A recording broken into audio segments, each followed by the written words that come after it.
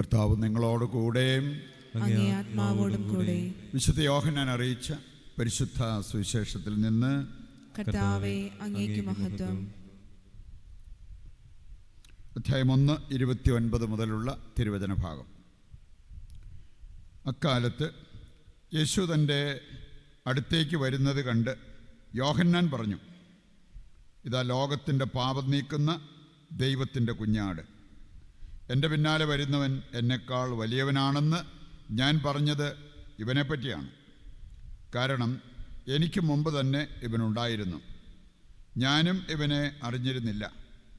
എന്നാൽ ഇവനെ ഇസ്രായേലിന് വെളിപ്പെടുത്താൻ വേണ്ടിയാണ് ഞാൻ വന്ന് ജലത്താൽ സ്നാനം നൽകുന്നത്. ആത്മാവ് പ്രാവിനെപ്പോലെ സ്വർഗത്തിൽ നിന്നിറങ്ങി വന്ന് അവൻ്റെ മേൽ ആവസിക്കുന്നത് ഞാൻ കണ്ടു എന്ന് യോഹന്നാൻ സാക്ഷ്യപ്പെടുത്തി. ഞാൻ അവനെ അറിഞ്ഞിരുന്നില്ല.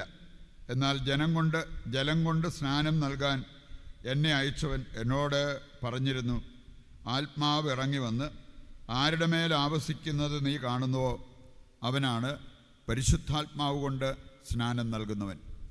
അത് ഞാൻ കാണുകയും ഇവൻ ദൈവപുത്രനാണ് എന്ന് സാക്ഷ്യപ്പെടുത്തുകയും ചെയ്തിരിക്കുന്നു. കർത്താവിൻ്റെ സുവിശേഷം. ക്രിസ്തുവേ, അങ്ങേക്ക് സ്തുതി.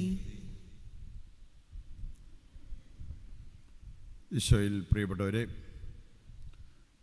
ഇന്നത്തെ ആദ്യ വായനയിൽ യോഹന്നാൻ ശ്ലീഹ നമ്മെ ഓർമ്മിപ്പിക്കുന്ന ഒരു കാര്യം, നമ്മൾ ആരാണ്, നമ്മൾ എന്തായിരിക്കണം. രണ്ട് കാര്യങ്ങളും പ്രധാനപ്പെട്ടതാണ്. നമ്മൾ ആരാണ് എന്ന് നമ്മൾ തിരിച്ചറിയണം. അതുപോലെ തന്നെ നമ്മൾ എന്തായിരിക്കണം. വചനത്തിൽ കൃത്യമായിട്ട് കർത്താവ് നമ്മെ പഠിപ്പിക്കുന്നുണ്ട്. ദൈവത്തിൻ്റെ മക്കളാണ്. ദൈവ മക്കളെന്ന് വിളിക്കപ്പെടുന്നു. അങ്ങനെയാണ് താനും ദൈവത്തിൻ്റെ മക്കൾ. ഇനി അതുകൊണ്ട് തന്നെ നമ്മൾ എന്തായിരിക്കണം എന്നുള്ളത് കൃത്യമായിട്ട് കർത്താവ് നമ്മെ ഓർമ്മിപ്പിക്കുന്നുണ്ട്. ദൈവത്തിൻ്റെ സ്വഭാവം, ദൈവത്തിൻ്റെ മനോഭാവം, ഇങ്ങനെയുള്ള കാര്യങ്ങൾ നമ്മൾ ഉൾക്കൊള്ളണം. അതിനോട് ചേർന്ന് പോകാത്ത ചില കാര്യങ്ങളെക്കുറിച്ച് വ്യക്തമായിട്ട് യോഹന്നാൻ ശ്ലീഹ പറയുകയാണ്. അനീതി ഇതുമായിട്ട് ചേർന്ന് പോകുന്നതല്ല, അശുദ്ധി ഇതുമായിട്ട് ചേർന്ന് പോകുന്നതല്ല. അപ്പോൾ അതുകൊണ്ട് ഇങ്ങനെയുള്ള കാര്യങ്ങൾ നമ്മൾ ഒഴിവാക്കണം. പാപം ചെയ്യുന്നവർ ദൈവത്തിൻ്റെ മക്കളുടെ ആ പദവിയിൽ നിന്ന് അകന്നു പോവുകയാണ്. പാപം നിയമലംഘനമാണ്. പാപം ചെയ്യുമ്പോൾ ദൈവത്തിൽ നിന്ന് നമ്മൾ അകന്നു പോകുന്നു. ദൈവത്തെ സ്നേഹിക്കുന്നവരാണ് യഥാർത്ഥത്തിൽ ദൈവമക്കൾ. അങ്ങനെയുള്ളവർ കൽപ്പനകൾ അനുസരിക്കും എന്നുള്ളത് യോഹന്നാൻ 14:15 നമ്മൾ വായിക്കുന്ന ഒരു കാര്യമാണ്. നമ്മളെ സംബന്ധിച്ചിടത്തോളം നമ്മൾ എന്തായിരിക്കണം എന്ന് ദൈവത്തിനൊരു ഉദ്ദേശമുണ്ട്. അത് നിറവേറണം എന്നുള്ള ഒരു ദൃഢനിശ്ചയം നമുക്കെല്ലാവർക്കും ആവശ്യമാണ്. നമ്മൾ ചാവറയച്ചനെ പ്രത്യേകം അനുസ്മരിക്കുന്നു. നമുക്കറിയാം, അദ്ദേഹത്തിനൊരു സ്വപ്നം ഉണ്ടായിരുന്നു. അദ്ദേഹം സൂചിപ്പിച്ച ഒരു കാര്യം ഇതാണ്: നമ്മുടെ ആശ്രമം ഉള്ളിടത്തൊക്കെ ഒരു സ്കൂൾ വേണം. ഇംഗ്ലീഷ് മീഡിയം സ്കൂളാണെങ്കിൽ അത്രയും നല്ലത്.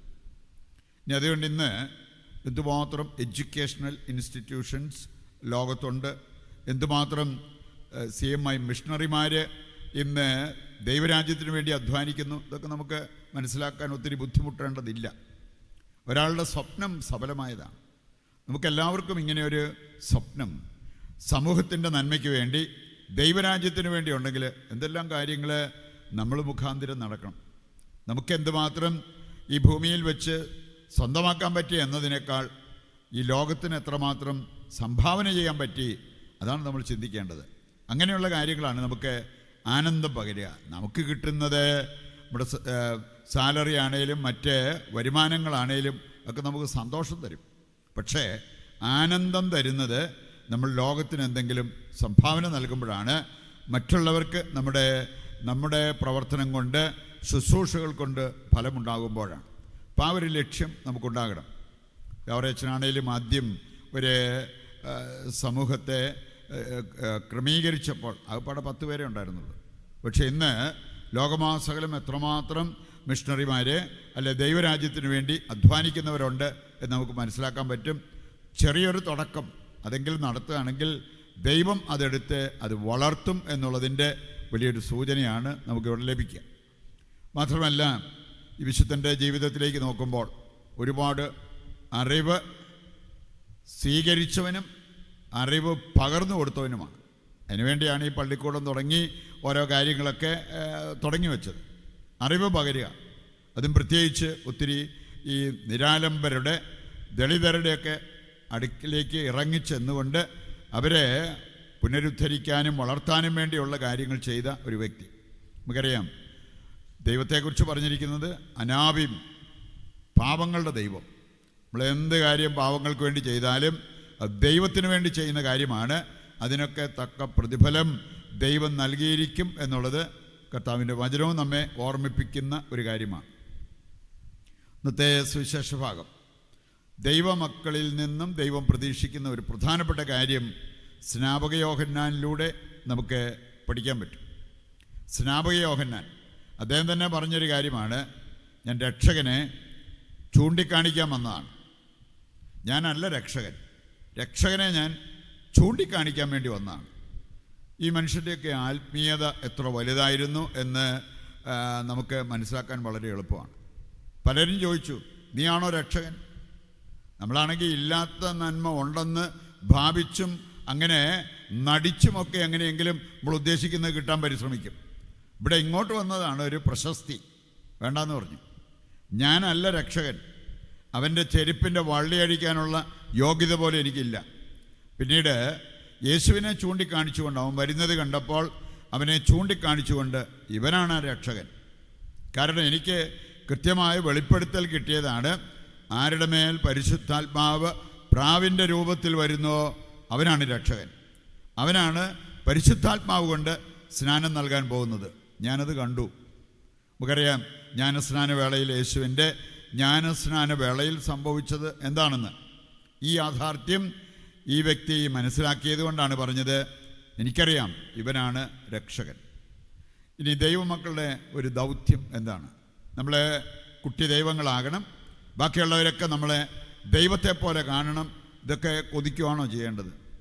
അപ്പോസ്തല പ്രവർത്തനം 14-ാം അധ്യായത്തിൽ നമ്മൾ കാണുന്നൊരു കാര്യമുണ്ട്. പൗലോസും ബർണബാസും, ഇവർ രണ്ടുപേർക്ക് ദൈവങ്ങളുടെ പേരൊക്കെ കൊടുത്ത്, ഇവർ ദൈവമാണ്, ഇവർ സ്വർഗത്തിൽ നിന്ന് ഇറങ്ങി വന്നവരാണ്, അങ്ങനെയെല്ലാം പറഞ്ഞ് കുറേ ആളുകൾ അവരെ പൊക്കിപ്പിടിക്കുന്നത് കാണാൻ പറ്റും. പൗലോസിൻ്റെ മറുപടി എന്തായിരുന്നു? ഹേ മനുഷ്യരെ, നിങ്ങളെന്നാ ചെയ്യുന്നത്? ഞങ്ങൾ ദൈവങ്ങളൊന്നുമല്ല, നിങ്ങളെപ്പോലെ മനുഷ്യരാണ്. ദൈവത്തെ ദൈവമായിട്ട് കാണുക, ദൈവത്തിന് കൊടുക്കേണ്ടത് ദൈവത്തിന് കൊടുക്കുക, ഞങ്ങൾക്കല്ല തരേണ്ടത്. അങ്ങനെ പറയാനുള്ള ഒരു ആത്മീയ കരുത്ത് അവർക്കുണ്ടായിരുന്നു. നമ്മൾ ആരാണ് എന്നുള്ളത് മനസ്സിലാക്കി ആ ഒരു സ്ഥാനത്ത് നിൽക്കുന്നതിൽ ഒരു സംതൃപ്തി കണ്ടെത്താൻ നമുക്ക് പറ്റണം. ശരിക്കും ക്രിസ്ത്യാനികളെന്ന് പറഞ്ഞാൽ ആരാണ്? ക്രിസ്തുവിലേക്കുള്ള ചൂണ്ടുപലക. സ്നാപക യോഹന്നാൻ അതായിരുന്നു. അതാണ് ക്രിസ്ത്യാനികൾ ആയിത്തീരേണ്ടത്, ക്രിസ്തുവിലേക്കുള്ള ചൂണ്ടുപലക. ഞാൻ എന്നിലേക്ക് ജനത്തെ ആകർഷിക്കുന്നതിനേക്കാൾ അങ്ങോട്ട് പോകാൻ പറഞ്ഞ് യേശു ക്രിസ്തുവിലേക്ക് അവരെ ഗൈഡ് ചെയ്യാനുള്ള എളിമയുണ്ടാകണം. അതുപോലെ തന്നെ നമുക്ക് നമ്മുടെ ആന്തരിക വിശുദ്ധീകരണം അതിന് നമുക്ക് ആവശ്യമാണ്. ഒരു വൈകാരിക പക്വത, ആത്മീയ പക്വത, ഇങ്ങനെയുള്ള കാര്യങ്ങളൊക്കെ സ്വീകരിച്ചിട്ടുള്ളവർക്ക് ഇത് ചെയ്യാൻ പറ്റും എന്നുള്ളത് നാം തിരിച്ചറിയേണ്ട ഒരു കാര്യമാണ്. ഈ ഒരു അഭിഷേകം, ഈ ഒരു അനുഗ്രഹം, ഈ ഒരു ആത്മീയത അത് നമുക്ക് ആഗ്രഹിച്ച് ഈ ബലി അർപ്പിക്കാം. ദൈവത്തിൻ്റെ സഹായം അതിലേക്ക് തേടുകയും ചെയ്യാം.